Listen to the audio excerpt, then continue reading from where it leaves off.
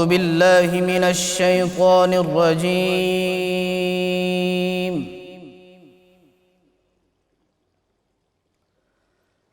بسم الله الرحمن الرحيم.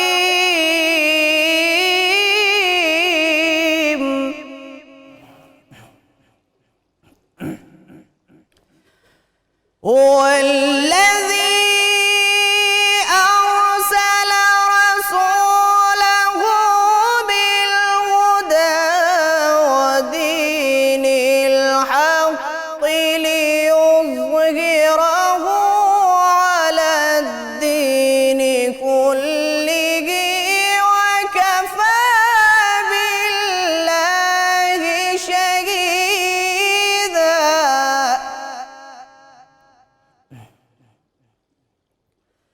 محمد رسول الله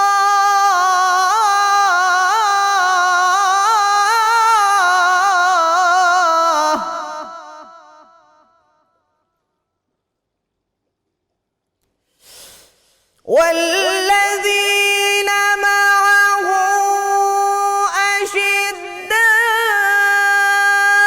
على الكفار رحماء بينهم تراهم ركعا سجدا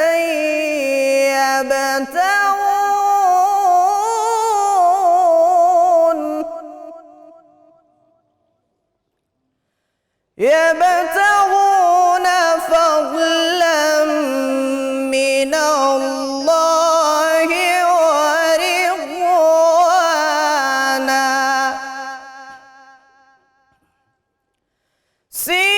سيماهم في وجوههم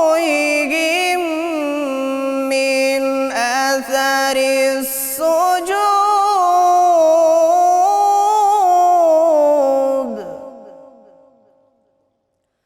ذلك مثلهم في التوراة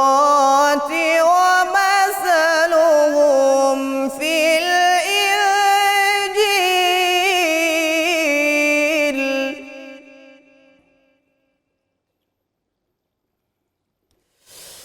كزرع أخرج شطأه فآزره فاستوى على سوقه يعجب الزراع ليغيظ بهم الكفار. وعد الله الذين آمنوا وعملوا الصالحات منهم مغفرة وأجرا عظيما. صدق الله العلي العظيم. बिस्मिल्लाहिर्रहमानिर्रहीम। अस्सलाम वालेकुम नाज़रीन। प्रोग्राम रहमत रमज़ान की सहर ट्रांसमिशन से नज़ीर अहमद गाज़ी आपकी खिदमत में हाज़िर है। नाज़रीन करम, अभी तिलावत कुरान हकीम फरमा रहे थे जनाब कारी मोहम्मद ज़ीशान हनीफ़ साहब। नाज़रीन करम, आज रमज़ान मुबारक और रमज़ान मुबारक का पहला जुमातुल मुबारक है। आज हमारा मौजू भी इसी से मुतल्लिक है कि रमज़ान मुबारक में रसूलुल्लाह सल्लल्लाहु अलैहि वसल्लम के सहाबा किराम के मामूलात क्या थे। नाज़रीन करम, सहाबा किराम के मामूलात वही थे रहमत कौनैन सल्लल्लाहु अलैहि वसल्लम को जो वो करते हुए देखते थे, जो आपके इरशादात थे, जो आपके मामूलात थे, उन्होंने अपनी ज़िंदगियाँ सीरत मुस्तफ़ा सल्लल्लाहु अलैहि वसल्लम के मुताबिक ढाल ली थी। وہ رسول اللہ صلی اللہ علیہ وسلم کی ہم نشینی کے آب و گل سے تیار ہوئی وہ جماعت تھی۔ اسی لیے رحمت کونین صلی اللہ علیہ وسلم یہ ارشاد فرما دیا، اور پوری تاریخ عالم میں کسی استاد نے اپنے شاگردوں کے بارے میں اس طرح بات نہیں کی ہوگی، کسی رہنما نے اپنے پیروکاروں کے بات یہ بات نہیں کی ہوگی۔ دعوے سے ارشاد فرما دیا، صحابی کن نجوم بیہم اقتدیتم اہتدیتم، یہ سارے نجوم ہدایت ہے میرے جو صحابہ ہیں، ان میں سے جس کے پیچھے بھی چلو گے، جس کی پیروی کرو گے تم کامیاب ہو جاؤ گے، کیونکہ یہ میرے راستے پہ چلتے ہیں، یہ میرے پیچھے پیچھے چلتے ہیں۔ ناظرین کرام، رحمت کونین صلی اللہ علیہ وسلم کا خود معمول مبارک یہ تھا، جب رمضان پاک کا مہینہ آتا، آپ کو پتہ ہے کہ سارا سال نبی رحمت صلی اللہ علیہ وسلم کی عبادت کا معمول مبارک یہ تھا کہ آپ کے پاؤں مبارک متورم ہو جاتے تھے قیام کرتے ہوئے، سجدے کرتے ہوئے، اور پھر صحابہ کرام اور پھر نبی کریم صلی اللہ علیہ وسلم جب رمضان پاک کا مہینہ آتا تھا تو صحابہ فرماتے ہیں، اور امہات المومنین کے نبی کریم صلی اللہ علیہ وسلم کمر بند باندھ لیتے تھے، اپنی کمر کے اوپر بیلٹ جس طرح ہوتی ہے یہ باندھ لیتے تھے، اتنا قیام آپ فرماتے تھے، اتنی عبادت، اور پھر عبادت کے ساتھ ساتھ آپ کے معمولات مبارکہ یہ تھے کہ سارا برس کوئی آپ کی خدمت میں سائل آیا، آپ نے کبھی نہ نہیں کیا۔ وہ جو اعظم چشتی مرحوم نے فرمایا تھا کہ کیا کیا نہیں ملتا دو جہاں کو تیرے در سے، ایک لفظ نہیں ہے کہ تیرے لب پہ نہیں ہے۔ لیکن جب رمضان پاک کا مہینہ آتا تو آپ صلی اللہ علیہ وسلم کی سخاوت جو تھی، وہ کلزم سخاوت پھر اس طرح بہتا تھا کہ جس طرح صحابہ فرماتے ہیں کہ تیز ہوا چلتی ہے، اس طرح آپ صلی اللہ علیہ وسلم سب کچھ راہ خدا میں لوٹا دیا کرتے تھے۔ اور صحابہ کرام کا معمول مبارک بھی یہ تھا، وہ اتنی عبادت اور ریاضت کرتے تھے، بعض اوقات آپ صلی اللہ علیہ وسلم کو ان کو روکنا پڑتا تھا۔ حضرت عبداللہ بن عمر بن عاص رضی اللہ تعالیٰ عنہ جو تھے، ان کے بارے میں پتہ چلا کہ وہ ساری رات عبادت میں مشغول رہتے ہیں، رات کو سوتے نہیں۔ آپ نے ان کو بلایا اور ارشاد فرمایا، تمہارے اوپر تمہاری بیوی کا بھی حق ہے، تمہاری آنکھوں کا بھی حق ہے، تمہارے جسم کا بھی تمہارے اوپر حق ہے۔ سیدنا علی مرتضیٰ شیر خدا ایک رات میں پورا قرآن پاک ختم کرتے تھے۔ ایک اور بزرگ جو تھے وہ 20 برس تک کہتے ہیں کہ میں نے ہر روز ایک قرآن حکیم جو ہے اس کو ختم کیا ہے۔ اور اسی طرح ماہ سیام جب آتا تھا تو قیام اللیل آپ صلی اللہ علیہ وسلم فرماتے، تہجد آپ کو پتہ ہے آپ پہ فرض تھی، کبھی آپ کی تہجد قضا ہی نہیں ہوئی۔ رحمت کونین صلی اللہ علیہ وسلم کی تو صحابہ کرام کا بھی معمول تہجد کا تھا، اور پھر تہجد کی نماز تو آپ کو پتہ ہے، علامہ نے بڑی خوبصورت بات علامہ اقبال نے کہی تھی، عطار ہو رومی ہو رازی ہو غزالی ہو، کچھ ہاتھ نہیں آتا بیاہ سحر گاہی۔ اور رمضان مبارک جو ہے یہ اصل میں غمخواری کا مہینہ ہے، اثار کا مہینہ ہے، اور صحابہ کرام کی کوشش یہ ہوتی تھی کہ وہ افطار بھی اکٹھے کریں، وہ سحری بھی اکٹھے کیا کرتے تھے، اور خاص طور پہ ارشاد فرمایا کہ تم افطار میں جلدی کیا کرو، سحر میں تاخیر کیا کرو۔ تو یہ معمولات بھی ہمیں آج اپنانے چاہیے۔ اور پھر خاص طور پہ صحابہ کرام کا معمول مبارک یہ نہیں تھا اس دور میں، آج جمعۃ المبارک کا دن ہے، یہ دن وہ ہے، آپ صلی اللہ علیہ وسلم ارشاد فرمایا ہر روز رمضان پاک کے ہر دن 10 لاکھ لوگوں کی جو ہے وہ بخشش ہوتی ہے، اور جب دن اور جمعے کا آتا ہے تو جتنا پورے ہفتے میں لوگ بخش دیے جاتے ہیں اتنے گناہ گار جمعے کے روز بخشے جاتے ہیں۔ آج جمعے کا دن ہے، اس لیے ہمیں صحابہ کرام کے معمولات کیسے تھے، وہ کیسے عبادت کرتے، کیسے ریاضت کرتے، کیسے سخاوت کرتے، وہ کیسے قیام کرتے تھے رات کو، اور کثرت تلاوت قرآن حکیم جو تھی وہ صحابہ کرام کس طرح کرتے تھے۔ اسی طرح اعتکاف، صدقات، خیرات اس مہینے میں جو تھے وہ کس طرح کرتے تھے۔ اس موضوع پہ گفتگو کرنے کے لیے آج میرے ساتھ شریک گفتگو میرے مہمانوں میں ہیں جناب ڈاکٹر شبیر احمد جامی صاحب ہیں، آپ کو پتہ ہے میرے مہمان بنتے رہتے ہیں، بڑے صاحب علم اور پروفیسر ہیں۔ ان کے ساتھ ہی پروفیسر ڈاکٹر محمد نوید اظہر، یہ بھی اکثر میرے مہمان بنتے رہتے ہیں، بڑے صوفی منش انسان ہیں۔ اور تیسرے علامہ ذوالفقار مصطفیٰ ہاشمی، معروف عالم دین ہے، یہ بھی میرے مہمان بنتے رہتے ہیں، آپ تینوں سے واقف ہیں۔ اور ہماری سحری ٹرانسمیشن آپ کو پتہ ہے، اس کو چار چاند جو اپنی سوز اور ساز سے لگاتے ہیں، شیر میاں داد اور ان کے ہم نوا۔ السلام علیکم جی۔ اور شیر میاں داد ہر روز خوش لباس ہو کے آتا ہے جی جی۔ میرا خیال ہے اب ہم شیر میاں داد سے آج پہلے سنیں تاکہ محفل کا گداز بڑھ جائے۔ کیا سنا رہے ہیں آپ؟ جی حمد باری تعالیٰ جی، یا حیو یا قیوم۔ ٹھیک ہے، بسم اللہ۔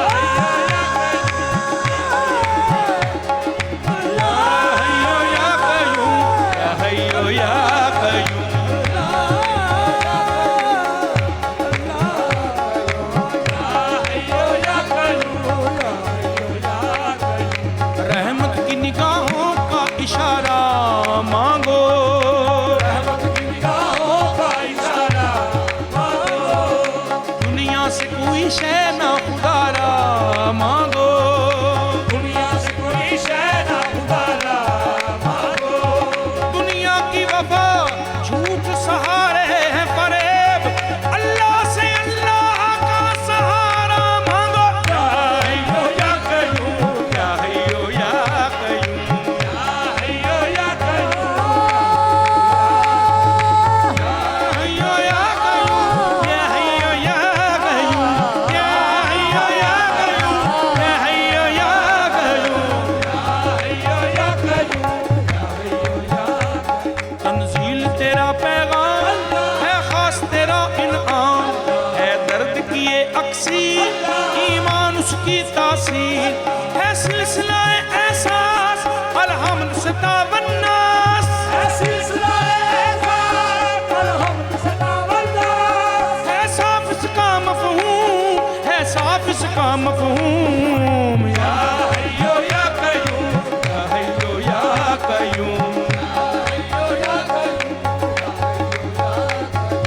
یا حیو یا قیوم یا حیو یا قیوم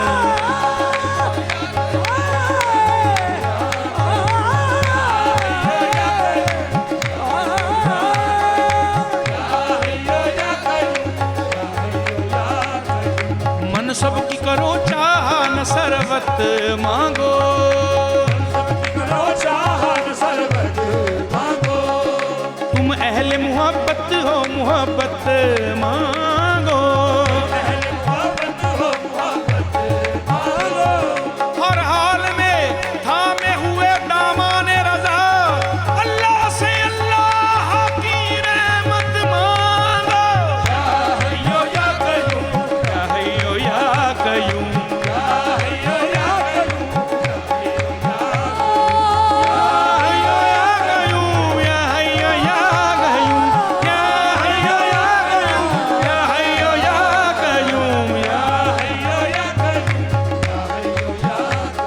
وہ نبیوں کا سردار ہر عالم کا مختار وہ ساز ہے وہ آواز تو راز وہ محرم راز تو لفظ ہے وہ فرہنگ تو حاکم وہ آرنگ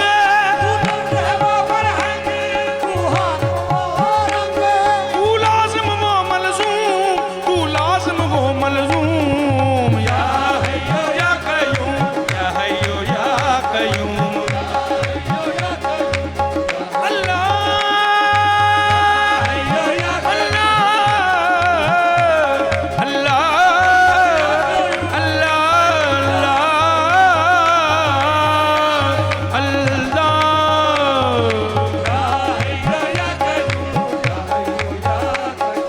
کر دل کو عطا سوز دوامی یا رب کر دل کو عطا سوز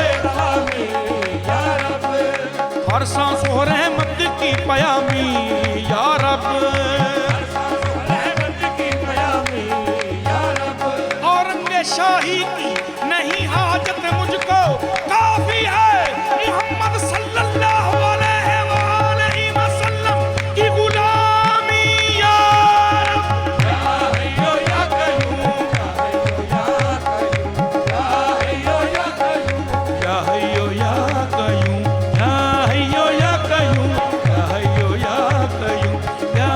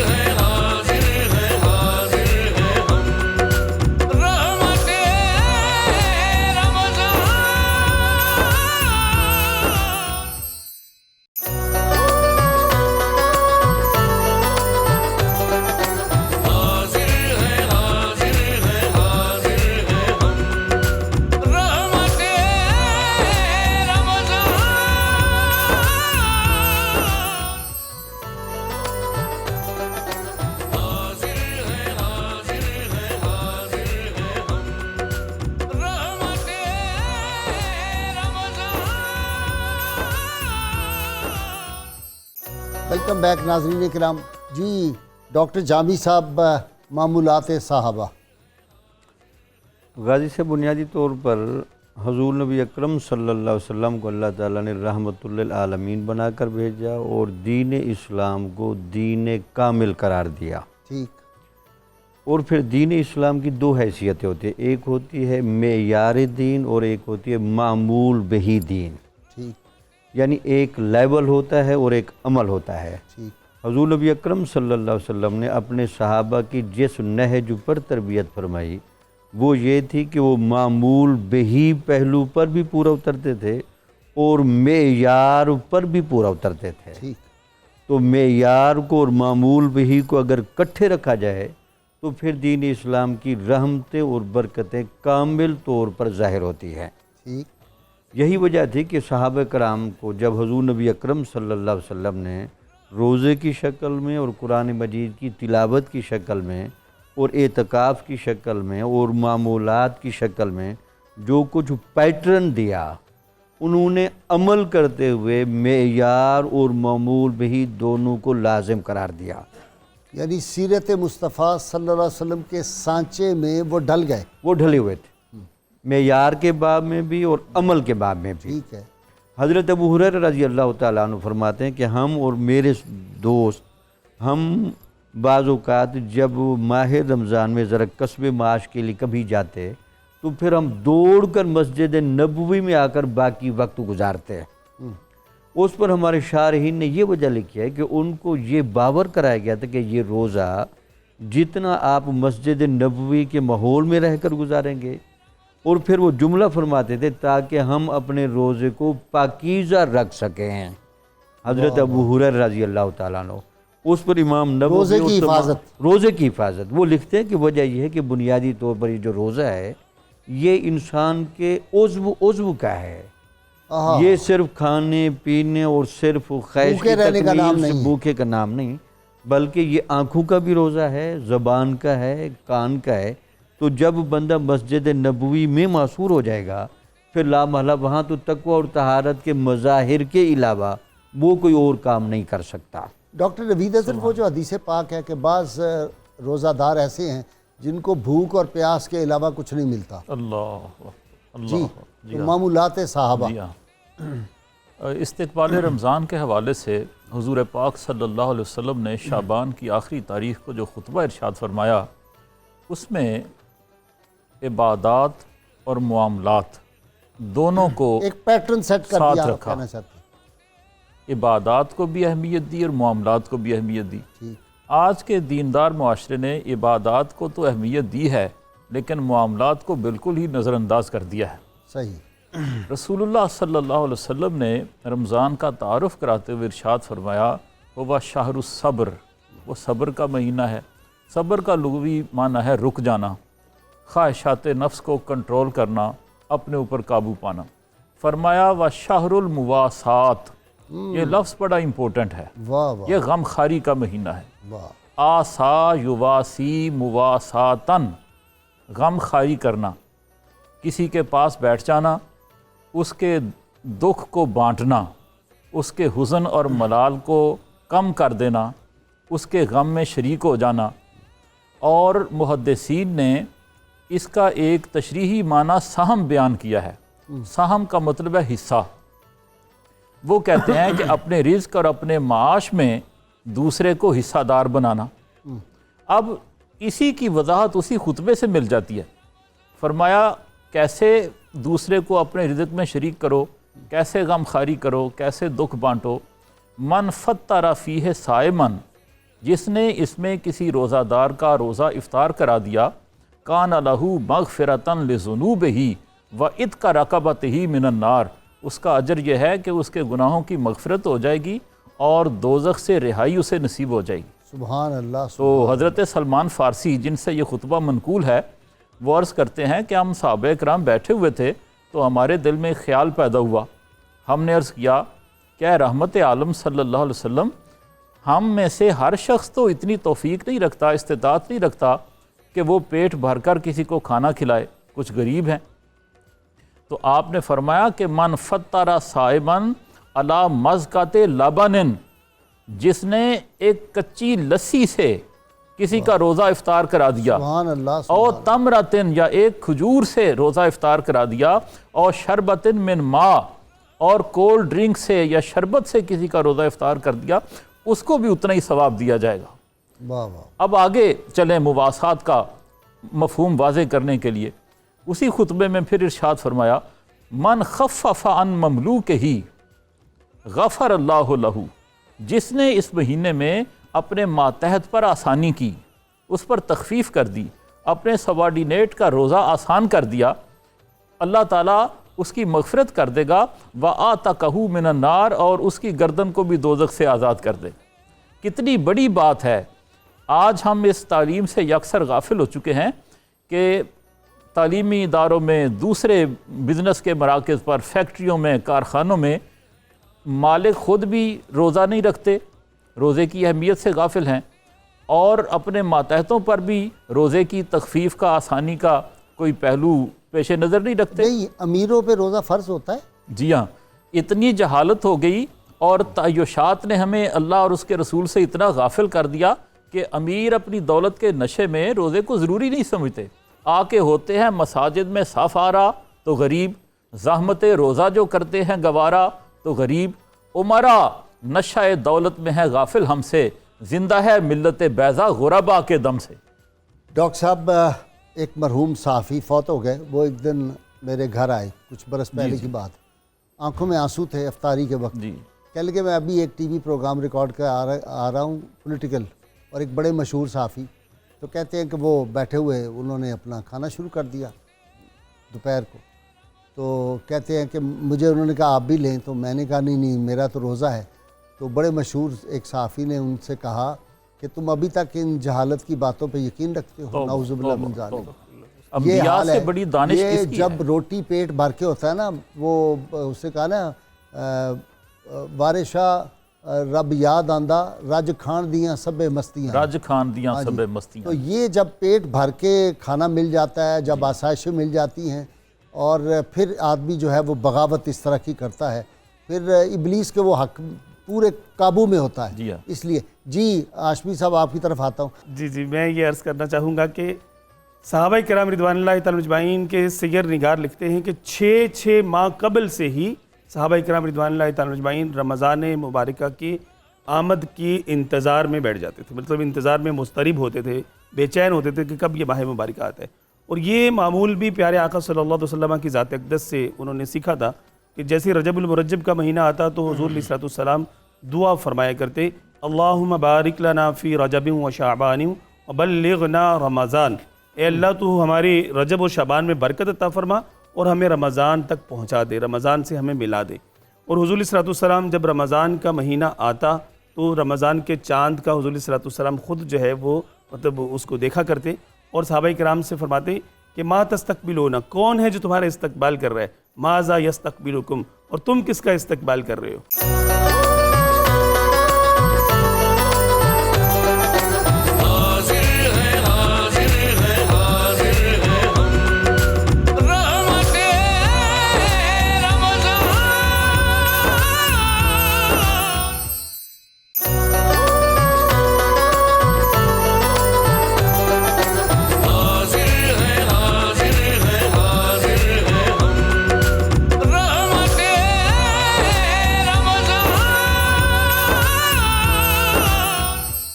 ایک صحابی جو تھے انہوں نے دیکھا کہ دوسرے جو ہیں وہ ذرا بھوک سے ہیں، اور غالباً رمضان کا مہینہ ہے، تو وہ گھر لے گئے اور جا کے اپنی اہلیہ سے کہا کہ وہ دیا بجھا دو، دیا بجھا دو اور بچوں کو سلا دو۔ اچھا، اور پھر بعد میں وہ بھی اسی طرح یعنی محسوس کراتے رہے کہ ہم بھی کھانا کھا رہے ہیں، اور اس مہمان کو مکمل کھانا کھلایا۔ اور واپس جب آئے صبح آپ صلی کی بارگاہ میں تو آپ نے کیا فرمایا؟ تو آپ نے فرمایا کہ اللہ تعالیٰ نے آپ کے عمل سے خوش ہوئے، اور یہ قرآن مجید کی آیت نازل ہوئے، وَيُؤْثِرُونَ عَلَىٰ أَنفُسِهِمْ وَلَوْ كَانَ بِهِمْ خَصَاصَةٌ، یہ اپنی جانوں پر دوسروں کو ترجیح دیتے ہیں اگرچہ ان کو خود حاجت بھی ہو۔ یعنی رمضان پاک وہ ہے جس میں آپ نے اپنی ذات سے بڑھ کے دوسروں کو ترجیح دینی ہے، دوسروں کو ترجیح دینی۔ تو پھر ملاوٹ نہیں کر سکتے ہم، یہ تو بند کر دیا آپ نے رستہ ہی۔ وہ نہ تو ملاوٹ کا ملاوٹ بھی نہیں مہنگا بھی کہہ نہیں دے سکتے، سکتے، بلکہ وہ جو معیار ہے وہ جب معیار پر آئیں گے تو ملاوٹ بھی نہیں ہو سکتی، مہنگائی بھی نقص بھی نہیں ہو سکتی، مہنگائی بھی نہیں ہو سکتی، ذخیرہ اندوزی بھی نہیں. ذخیرہ اندوزی نہیں ہو یہ سکتی. تو نقصان کی باتیں آپ بتا رہے ہیں رمضان شریف میں.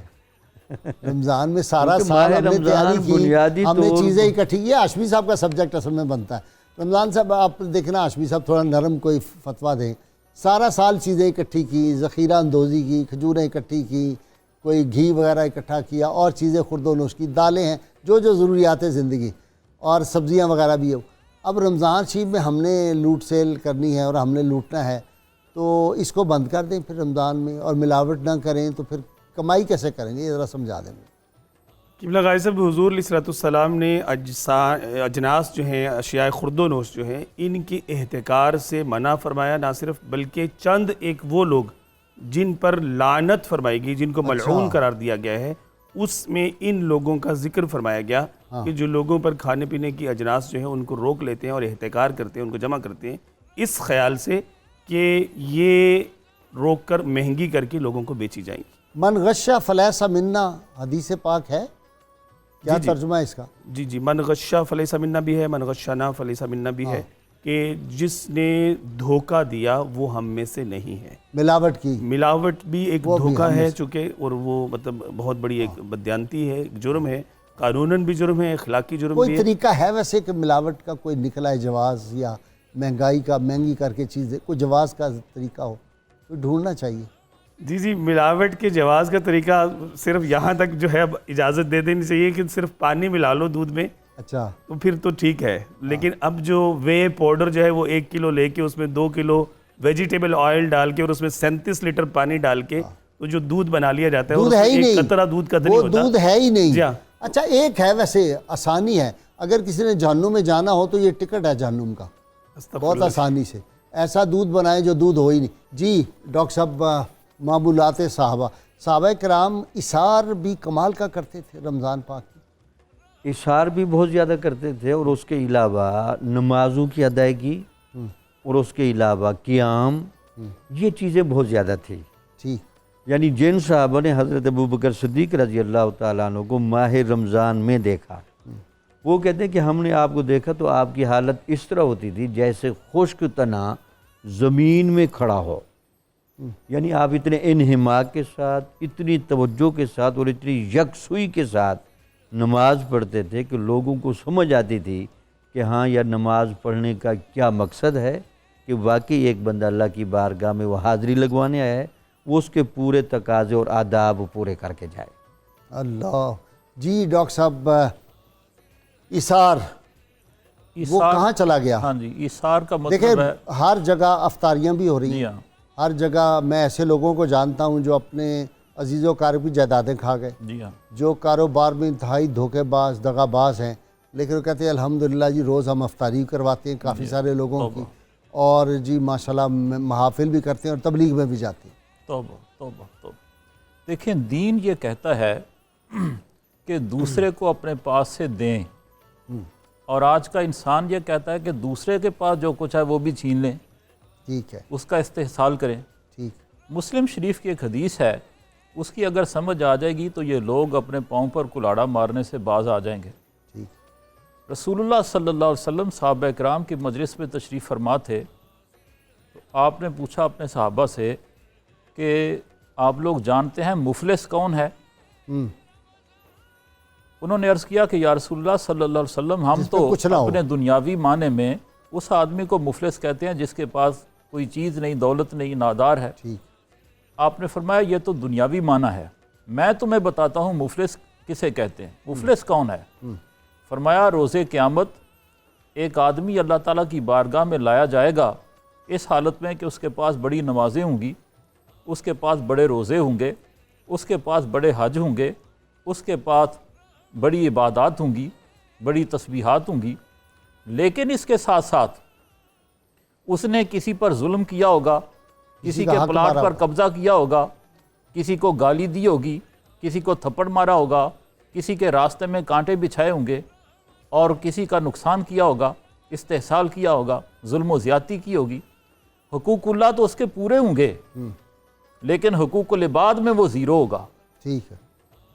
تو سازشیں کرے گا، سازشیں بھی کرے گا، لوگوں میں تفرقہ پیدا کرنے کی کوشش کرے سارا گا کچھ، آپس میں. تمام اخلاقی برائیاں اس کے اندر موجود ہوں گی. تو فرشتے حاضر دربار ہوں گے کہ یا الہ العالمین، اس کے پاس عبادات تو ہیں، لیکن جن لوگوں کے ساتھ اس نے ظلم کیا، زیادتی کی، وہ اکٹھے ہو کر آ گئے ہیں اور کہتے ہیں ہمیں انصاف چاہیے. تو اللہ تعالیٰ فرمائیں گے کہ انہیں انصاف مہیا کیا جائے. اس کی نیکیاں، اس کے روزے، اس کی عبادتیں، اس کی نمازیں، اس کے جمعے، اس کے حج، اس کے عمرے ان لوگوں میں تقسیم کر دیے جائیں جن پر اس نے ظلم کیا، جن کو تھپڑ مارے، جن کو گالیاں دیں، جن کے ساتھ زیادتی کی، جن کے پلاٹوں پر قبضے کیے. تو فرشتے اس کی عبادتیں تقسیم کرتے چلے جائیں گے حتیٰ کہ اس کی تمام عبادتیں، تمام نیکیاں، تمام حقوق اللہ ختم ہو جائیں گے. ڈاکٹر صاحب مجھے اور تو ایک- ایسے لگتا ہے اور ایک قطار لگی ہوگی ابھی ان لوگوں کی جن پر اس نے ظلم کیا تھا، وہ بھی باقی ہیں. اچھا نیکیاں ختم ہو اس کی گئی. نیکیاں ختم ہو گئی. اچھا اب فرشتے پھر حاضر ہوں گے اللہ تعالیٰ کی بارگاہ میں، کیا الہ العالمین اس کی نیکیاں اب ختم ہو گئیں اور قرض خواہ اور ابھی باقی مطالبہ کرنے کھڑے والے لوگ باقی ہیں، اب کیا کریں؟ تو اللہ تعالیٰ فرمائیں گے ان کے گناہ لے کر اس کے کندھوں پہ رکھتے چلے جاؤ، اس کے نامہ اعمال میں درج کرتے چلے جاؤ. وہ جتنے لوگ ہوں گے ان سب کے گناہ اٹھا کر اس کے نامہ اعمال میں درج کر دیے جائیں گے، اور پھر حکم ہوگا کہ اس کو دھکا مار کر دوزخ میں پھینک دیا جائے. حضور نے فرمایا وہ جو آدمی ہے نا وہ مفلس ہے، وہ مفلس ہے. وہ مفلس. اس لحاظ سے تو کافی تعداد نکل سکتی ہے. جی ہاں، آج کل اس معاشرے میں لیکن ہیں اس یہ. کی وجہ کیا ہے ڈاکٹر صاحب؟ میں یہ سمجھتا ہوں اس کی وجہ یہ ہے کہ یہ چیزیں ہمارے علم میں بھی ہوتی ہیں، ہم سنتے بھی ہیں، میڈیا پہ بھی ہم بیان کرتے ہیں. جی ہاں. یقین والی کیفیت نہیں ہے. اس کا اگر یقین ہو نا جی ہاں. جو بات آپ کر رہے ہیں تو میرا خیال ہے آج ہی جتنے فراڈ کرنے والے لوگ ہیں جی ہاں. وہ پاکستان میں وہ سارے فراڈ کرنا چھوڑ دیں گے. جی ہاں. جتنے ملاوٹ کرنے والے ہیں ملاوٹ کرنا چھوڑ دیں گے. جی ہاں. جتنے قسم کھا کے جھوٹ بول کے سودا بیچتے ہیں وہ ختم کر دیں گے. جی ہاں. وہ کہتے ہیں نہیں، ہمارے کانسیپٹ یہ بنا لیا کہ میں اگر یہ کر رہا ہوں، ملاوٹ کر رہا ہوں، تو میں تبلیغ میں بھی تو جاتا ہوں، چلا لگاتا ہوں. میں اگر یہ کام کر رہا ہوں، کوئی کسی سے دھوکہ دگا، تو میں محفل میلاد بھی تو کرا لیتا ہوں. خود ہی پیٹرن سیٹ کر لیا کہ میں نے چونکہ ایک نیکی کیا ہے لہذا یہ گناہ میری جائز ہو گئے. یہ پیٹرن کس نے سیٹ کیا؟ کیا اللہ کی کتاب میں لکھا ہوا ہے یا اس کو یہ سرٹیفکیٹ کس نے دیا کہ تیری وہ نیکی قبول تھی اب تو یہ گناہ کر سکتا ہے؟ اس کا سبب صرف قرآن مجید کی ایک آیت ہے جو سورۃ الفرقان کی غالباً آیت نمبر 30 ہے. جی اللہ تعالیٰ ارشاد فرماتے ہیں قال الرسول، جب قیامت کا دن ہوگا اور لوگ دوزخ میں پڑے ہوئے ہوں گے تو پوچھا جائے گا رسول محترم سے یہ لوگ دوزخ میں کیوں پڑے ہیں، یہ عذاب میں کیوں مبتلا ہیں، یہ یہاں کیوں آئے ہیں؟ تو رسول محترم جواب دیں گے یا رب، اے رب، ان قوم اتخذوا ھذا القرآن مہجورا، اس قوم نے قرآن کو چھوڑ دیا تھا، قرآن کا مذاق اڑاتی تھی. اچھا جی ہاشمی صاحب، ڈاکٹرز کی طرف بھی آ جاتی. صحابہ کا معمول یہ تھا، وہاں تو چونکہ نبی کریم صلی اللہ علیہ وسلم کے انوار ان کو حاصل تھے اور وہ تربیت مصطفیٰ، تو ایک رحمت کا ماحول بھی تھا. اب حالات یہ ہو گئے ہمارے، مثلا ڈاکٹر جو ہیں وہ اتنی فیسیں لیتے ہیں. یعنی ایک مریض گیا ہے پہلی دفعہ جی 5000، دوبارہ پھر گیا 5000 اور دے دو، اور 5000 دے دو، اور ٹیسٹ لکھ دیے. پہلے ٹیسٹ دیے انہوں نے کہا جی یہ جو ٹیسٹ تھے یہ تو اتنے ٹھیک نہیں، اب آپ دوبارہ کروائیں فلانی لیبارٹری سے، ان سے بھی پیسے لیے. یہ کیا ہو رہا ہے؟ یہ جائز ہے؟ غازی صاحب جب مطمع نظر دنیا کی عارضی زندگی جو ہے وہ ہو جائے اور دنیا کی عارضی زندگی کو مستقل ٹھکانہ سمجھ لیا جائے تو پھر یہی ہوتا ہے کہ 120 کنال کے جو ہے محل تعمیر کیے جاتے ہیں اور اپنے بینک بیلنس بنائے جاتے ہیں اور دنیا میں اپنے ٹھاٹ باٹ جو ہیں وہ اکٹھے کیے جاتے ہیں.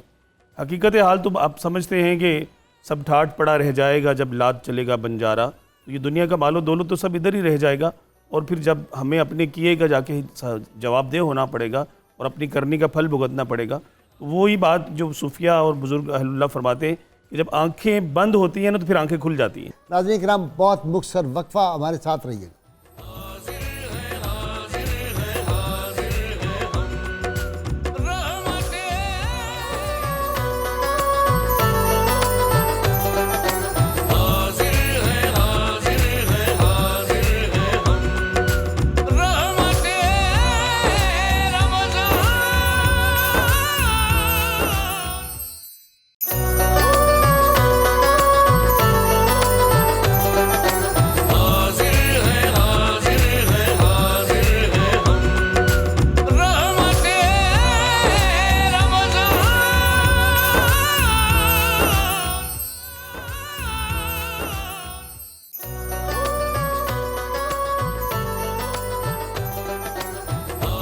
ویلکم بیک ناظرین اکرام. جی وقفے میں ڈاکٹر صاحب آپ کوئی بات کشف المحجوب کی سنانے لگے تھے. یہ جو قاضی صاحب بنیادی طور بات کر رہے تھے نا کہ ہمارے معاشرے میں لوگ حقوق العباد کو نظر انداز کر رہے ہیں اور بعض حقوق اللہ پورے کرتے ہیں. ٹھیک ہے. روزے بھی رکھ لیں گے, حج بھی کر لیں گے, عمرے بھی اور بہت زیادہ. حقوق العباد وغیرہ نہیں کرتے. حضور داتا صاحب رحمۃ اللہ علیہ نے سہل بن عبداللہ تستری رحمۃ اللہ علیہ کے حوالے سے لکھا ہے کہ وہ کہتے ہیں جی میری شیطان سے ملاقات ہوئی. اچھا. تو میں نے شیطان سے پوچھا کہ تو لوگوں کو کس طرح برگلاتا ہے. اس نے کہا جی میں لوگوں کو براہ راست برا مشورہ نہیں دیتا, چونکہ وہ تو پھر اگلا سمجھ جاتا ہے کہ مجھے برے آدمی کو کوئی ایسا نیک عمل بتا دوں گا اور پچھلے گناہ پر احتساب کی نگاہ اجل کر دوں گا. بھئی اپنی برائی کو نہ دیکھے, بس وہ نیک کام پر لگا رہے, اور اس کے ساتھ تھوڑا میں اس کو خوشامد بھی کر دوں گا کہ تو بہت حاجی بھی ہے, عمرہ کرنے والا ہے, نیک آدمی ہے. لیکن اس کو نہیں پتہ ہوگا کہ یار میں نے حقوق العباد غصب کیے ہیں, بہن بھائیوں کا حق مارا ہے, مسلمانوں کے دل دکھائے ہیں, بس اسی رخ پر چلتا رہے گا. شیطان کہتے ہیں اس کو میں لگاتا رہتا ہوں اور اس کو خوش کرتا ہوں کہ تاکہ تیری شہرت ہو جائے گی. وہ اسی مغالطے میں زندگی گزار کے چلا جاتا ہے, اور بعد میں جیسے وہ ڈاکٹر نوید صاحب نے حدیث سنائی, پھر بعد میں جب وہاں جاتے تو اس کے پاس کچھ بھی نہیں ہوتا. اچھا ڈاکٹر نوید, وہ مکتوبات دو صدی والے کیا نام تھا, یا منیری رحمۃ اللہ علیہ, انہوں نے بہت زبردست واقعہ لکھا ہے مکتوبات دو صدی. انہوں نے کہا کہ ایک بزرگ جو تھے ان کی شیطان سے ملاقات ہوئی, تو وہ بیٹھا ہوا تھا اور بیٹھ کے اپنا جس طرح ہوتا ہے نا بندہ سگریٹ پی رہا ہے, موجے کر رہا ہے, اس طرح کر کے بیٹھا ہوا ہے. انہوں نے کہا یار تم تو بڑے مصروف ہو, تو تم کیسے فارغ بیٹھے ہو؟ اس نے کہا جب سے دنیا دار علماء پیدا ہو گئے ہیں میری ڈیوٹی انہوں نے سنبھال لی. وہ علامہ ہیں, وہ مفتی ہیں, اپنے ناموں کے ساتھ یہ لکھتے ہیں, اور اندر سے ان کا وہ دین کے ساتھ وہ جو اخلاص والا تعلق تھا وہ نہیں, یہ بطور کاروبار ہے, بزنس بن جاتا ہے. جی یہی واقعہ تقریباً مکتوبات امام ربانی میں بھی ہے. اچھا. حضرت مجدد الفسانی رحمۃ اللہ علیہ مکتوبات شریف میں لکھتے ہیں کہ کسی بزرگ نے دیکھا کہ شیطان فارغ بیٹھا ہوا ہے, کوئی کام نہیں اس کو, تو اس نے پوچھا کہ آپ کیسے فارغ بیٹھے ہوئے ہیں, آپ تو بڑے مصروف ہیں. اس نے کہا نہیں, میرا کام آج کل علماء سو نے سنبھال لیا ہے. اللہ. یہ جو دنیاوی عالم ہے نا, جن کے پاس دانش بہت ہے لیکن دین کو وہ زائد سمجھتے ہیں, اور مر رہے ہیں شہرت کے جی لیے, ہاں مر رہے ہیں شہرت کے. اچھا, رمضان المبارک کا ایک بہترین معمول جو رسول اللہ صلی اللہ علیہ وسلم نے ارشاد فرمایا وہ جود و سخا ہے. واہ. دو لفظ ہیں, اجود الناس. ہاں جی, ہائے ہائے. دو لفظ ہیں جن میں ہمارے مترجمین زیادہ تر فرق نہیں کرتے, لیکن لغوی اعتبار سے دونوں میں فرق ہے. ایک ہے سخا, ایک ہے جود. سخا یہ ہے کہ کوئی آدمی اپنی ضرورت لے کر آپ کے پاس آئے تو آپ اس کی ضرورت کو پورا کر دیں, یہ سخاوت ہے, یہ سخا ہے. لیکن ایک بندہ آپ کے پاس آئے ضرورت لے کر کہ لیکن آپ اس کو اس کی ضرورت سے زیادہ دے دیں, واہ, اس کو جود کہتے ہیں. واہ واہ واہ واہ واہ واہ. ام المومنین حضرت عائشہ صدیقہ رضی اللہ تعالیٰ عنہ اور دوسرے صحابہ اکرام نے جو روایت کی رسول اللہ صلی اللہ علیہ وسلم کے بارے میں بخاری میں, فرمایا کہ کان رسول اللہ صلی اللہ علیہ وسلم اجود الناس, حضور تمام لوگوں میں سے زیادہ جود و کرم والے تھے. اور جب رمضان آتا تو اجود بالخیر من الریح المرسلہ, تیز چلنے والی آندھی سے بھی زیادہ جود و کرم کرتے تھے. ادھر آتا ادھر لٹا دیتے, ادھر آتا ادھر لٹا دیتے. ناظرین اکرام, سحری سے پہلے جی چاہ رہا ہے کہ شعر میاں داد اور ہم نواؤں سے بھی کچھ سن لیا. کیا سنانے لگے؟ جی فرمائش بھی ہے جی, بھر دو جولی میری یا محمد صلی اللہ علیہ وآلہ وسلم. ٹھیک ہے, بسم اللہ.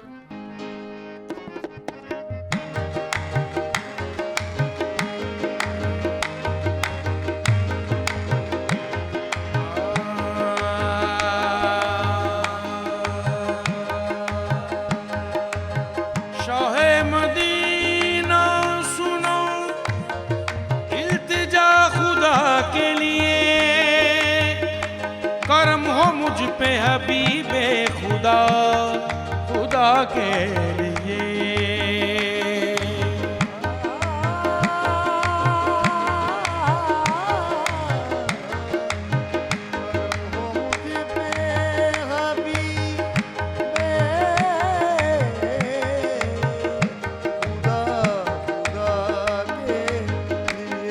حضور گنجائے امید اب تو کھل جائے का गदा हूँ, भीख मिल जाए तो भर दो झोली, भर दो झोली मेरी या मोहम्मद सल्लल्लाहु अलैहि वसल्लम। लौट कर मैं ना जाऊंगा खाली, भर दो झोली मेरी या मोहम्मद, जाऊंगा खाली। भर दो झोली हम सब की, भर दो झोली आका जी, भर दो झोली हम सब की, भर दो झोली आका जी, भर दो झोली हम तुम्हारे आस्तान से ज़माना क्या नहीं पाता, यहाँ से मांगने वाला कभी खाली नहीं जाता। भर दो झोली ये ताजदार मदीना, भर दो झोली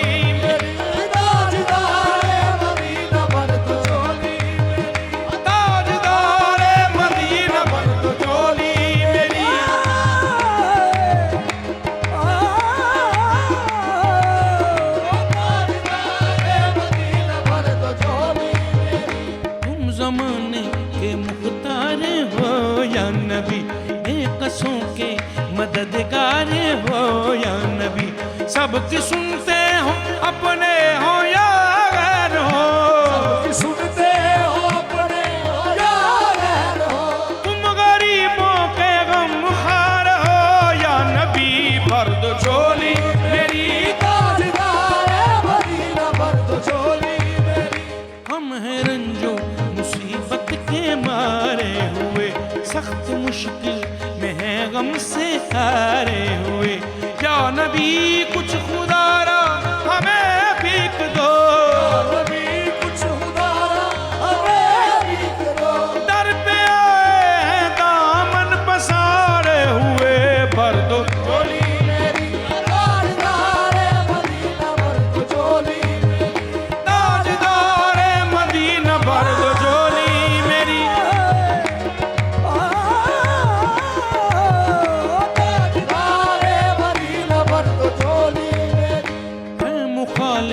ज़माना किधर जाएं हम, हालते बेकसी किसको दिखलाएं हम तुम्हारे भिखारी हैं या मुस्तफ़ा, तुम्हारे भिखारी हैं या मुस्तफ़ा, किसके आगे भला हाथ फैलाएं हम।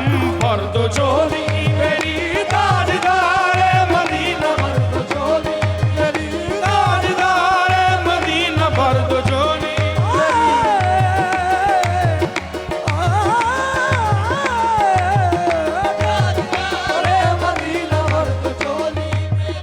भर दो झोली मेरी या मोहम्मद,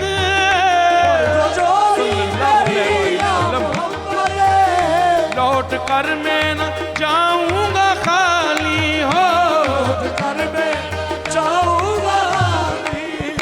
कुछ नवासों का सदका अता हो, कुछ नवासों का सदका अता हो। दर पे आया हूँ बनकर सवाली, का सदका ना हो, दर पे आया बनकर सवाली। जिंदगी बख्श दी बंदगी को, जिंदगी बख्श दी बंदगी को, आबरू दीन हक की बचा ली हो, आबरू दीन हक की बचा ली। जो इब्न मुर्तज़ा ने किया काम खूब है, कुर्बानी हुसैन का अंजाम खूब है। कुर्बान हो के फातिमा ज़हरा के चैन ने, दीने खुदा की शान बढ़ाई हुसैन ने। बख्शी है जिसने मजहब इस्लाम को हयात, कितनी अजीम हजरत शब्बीर की है ज़ात। मैदान करबला में शाह खुश खिसाल ने,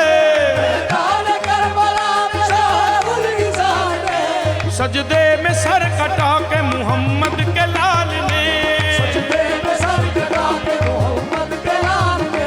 जिंदगी बख्श दी बंदगी को, आबरू दीन हक की बचा ली।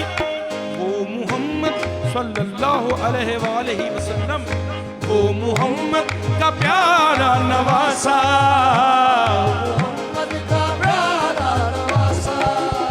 जिसने सजदे में गर्दन कटा ली।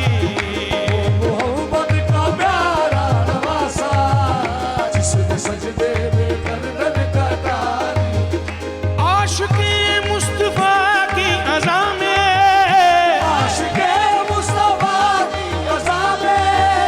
अल्लाह अल्लाह कितना असर था,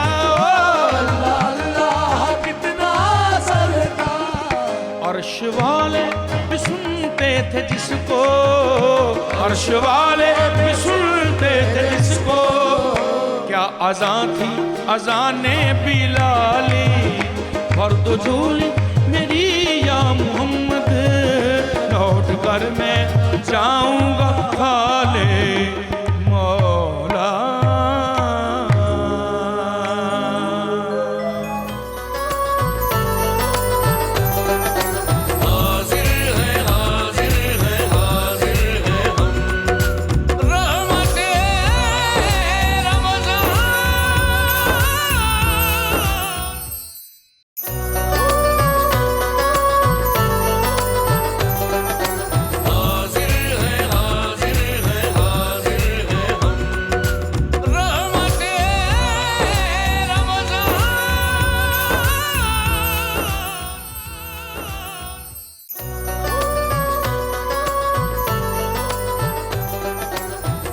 वेलकम बैक नाज़रीन इकराम। डॉक्टर साहब मैं बात कर रहा था वो सफ़वान बिन उमैया की, ये जंग जो थी अपना जंग हुनैन जो थी, ग़ज़वा हुनैन, उसमें तो बहुत ज़्यादा माल आया था। मेरा ख़्याल है जितनी रसूलुल्लाह सल्लल्लाहु अलैहि वसल्लम के ज़ारी हयात में जंगें हुई हैं सबसे ज़्यादा माल ग़ज़वा हुनैन में आया है, क्योंकि वो तो ऊँटों की तादाद भी सैकड़ों में थी, बकरियाँ, भेड़ें, माल गनीमत बहुत सा। तो सफ़वान बिन उमैया जब आया आप सल्लल्लाहु अलैहि वसल्लम की बारगाह में, तो उसने सुना तो हुआ था लोगों से आपकी सखावत, उसने कहा टेस्ट ले लेते। तो जब आपकी खिदमत में आया तो उसने कहा जी कि मुझे भी कुछ माल दे दें। आपने कहा कुछ, सब कुछ। तो फिर वो चीखे मारता हुआ गया और अपने कबीले में ऊंची ऊंची कहता था, लोगों मोहम्मद सल्लल्लाहु अलैहि वसल्लम इतना देते हैं कि उनको ये डर नहीं रहता वो गरीब हो जाएंगे। अब सहाबा के सामने ये मामूल मुबारक जो नबी करीम सल्लल्लाहु अलैहि वसल्लम का था और सैयदा फ़ातिमा सलामुल्लाह अलैहा का, कि अपनी चादर तक दे दी साहिल के लिए कि इसको गिरवी रख के शमून के पास और ले आओ खाने पीने की चीज़ें वगैरह वगैरह। इस तरह ये जो मामूल सहाबा का था। और हज़रत अब्दुल्ला बिन उमर के बारे में तो आता है कि वो अकेले खाना ही नहीं खाते थे और उनकी अहलिया को बाज़ के बाद ये इतराज़ हो जाता था कि ये इतना खाते हैं। तो एक दफ़ा उन्होंने उनके लिए अलग खाना बना दिया था, तो उन्होंने खाना ही नहीं खाया, तो सारा उठा के दे दिया। ये सहाबा के जो थे मामूलात, ये सरकार सल्लल्लाहु अलैहि वसल्लम को देख देख के ये वो जो सफ़वान बिन उमैया की आपने बात की, जो बाद में दर्जे सहाबियत में भी आ गए, जी हाँ, बाद में वो कहते कि हुज़ूर नबी अकरम सल्लल्लाहु अलैहि वसल्लम के बारे में मैंने जो बातें सुनी हुई थी वो चूँकि झूठ पर मबनी थी, तो मैं आपके बारे में कोई अच्छा गुमान नहीं रखता था। इस मौके पर जब पहली दफ़ा मुलाकात हुई तो मैं जब आपके करीब हुआ तो आपने मुझे 103 मरतबा 100 ऊँट दिए। अल्लाह। और हुज़ूर नबी अकरम सल्लल्लाहु अलैहि वसल्लम को अल्लाह ताला की तरफ से जो एक नबवी खसूसी फैज़ान था, आप आने वाले बंदे के बारे में भांप लेते थे। ये तो मुअल्लफ़तुल क़ुलूब वाली बात है। कुछ लोग जो हुज़ूर नबी अकरम सल्लल्लाहु अलैहि वसल्लम की शान को नहीं जानते थे, उन बदगुमानियों की वजह से या गलत इतला की वजह से, वो जब हुज़ूर नबी अकरम सल्लल्लाहु अलैहि वसल्लम के करीब आते तो आप उनको देखकर मुस्कुराते भी बहुत ज़्यादा और उनको बहुत करीब करते थे और सखावत के अमल का भी मुजाहरा फरमाते। सुमामा बिन नसाल बांध दिया लाके, बिल्कुल ठीक। और साथ क्या फरमाया, कुर्बान जाऊं, ये हुजूर ही सल्लल्लाहु अलैहि वसल्लम कर सकते। साथ क्या इरशाद फरमाया कि एक ऊँटनी ला के ताज़ी फुल दूध वाली बांध दो बसे नबी के बाहर, और वो सारा दूध पी जाता था। तो फिर जब इस्लाम कबूल किया है तो उस दिन एक प्याले से पेट भर गया। तो आप सल्लल्लाहु अलैहि वसल्लम फरमाया जो काफिर है वो 7 वो आंतों से खाता है और मोमिन एक कांत से।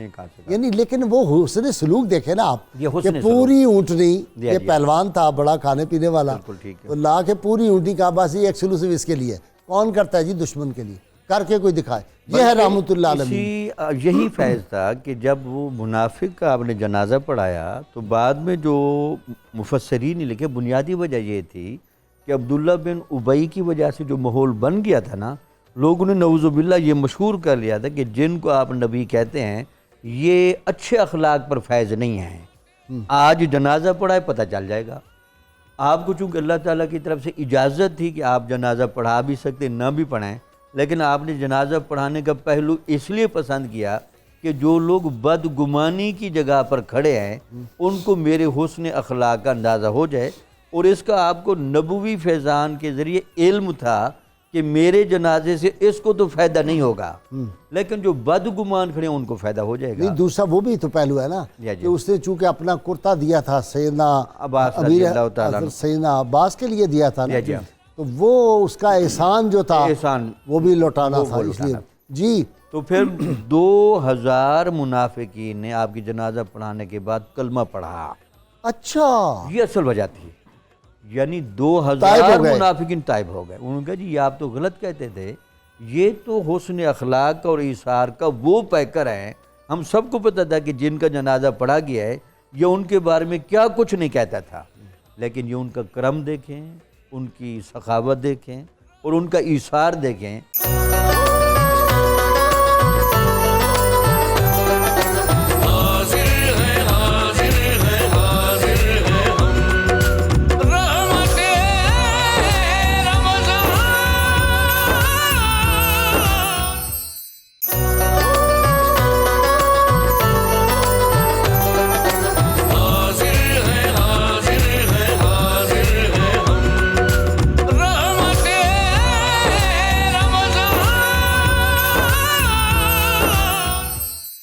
ڈاکٹر نوید، محمد صلی اللہ علیہ وسلم مین اینڈ ہز فیتھ، یہ کتاب کا نام ہے، سیرت کی کتاب ہے، پروفیسر ٹور آنڈے کی. جی ہاں. اس میں سے لکھا کہ میں اپنے جو تھے ہمارے جو بھی عیسائی وہ جو پادری وغیرہ تھے ان سے سنتا رہتا تھا، اور رسول اللہ صلی اللہ علیہ وسلم کے بارے میں میرے دل میں بڑا بغض تھا اور سخت نفرت. کہتے ہیں ایک دن میں بیٹھا ہوا میں نے سوچا کہ بھائی یہ کسی کے کہنے پہ میں کیوں سوچ رہا ہوں، میں خود کیوں نہ پڑھوں. یہ پڑھنے سے پھر پہلے میں نے سوچا کہ بجائے ان کی زندگی پڑھنے کے انہوں نے جو جماعت تیار کی وہ پڑھنے چاہیے ان کو، اور جماعت میں سے جو ٹاپ مین ان کے ارد گرد تھے چاروں خلفائے راشدین سنا ہے وہ کیوں نہ پڑھا جائے ان کو. جب وہ پڑھا تو کہتا ہے میں تو ان کو پڑھ کے حیران ہو گیا ہوں، ان کے مقابلے کا بندہ دنیا میں مجھے نظر نہیں آیا، تو جس نے ان کو تیار کیا تھا وہ ہستی کیسی ہوگی. کہتے ہیں اس کے بعد پھر مجھے پتہ چلا کہ رسول رحمت صلی اللہ علیہ وسلم کتنی عظیم ہستی ہے. جی سبحان اللہ. جماعت کیسی تیار کی ہے، سخاوت حضور سے کی دیکھی ہے، سب کچھ بانٹ دیا ہے. جی صحابہ کرام کا ایک معمول رمضان المبارک کے حوالے سے قرآن مجید سے محبت کا تھا. قرآن مجید سے گہری محبت وہی جو رسول اللہ صلی اللہ علیہ وسلم کی حیات طیبہ میں تھی. کہ عشق حضور کے قلب اطہر پر تو قرآن نازل ہوا تھا، تو حضور سے زیادہ کسے محبت ہو سکتی تھی.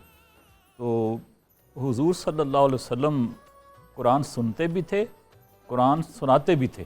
ہاں، حضرت ابی بن کعب رضی اللہ تعالیٰ عنہ عرض کرتے ہیں، روایت کرتے ہیں.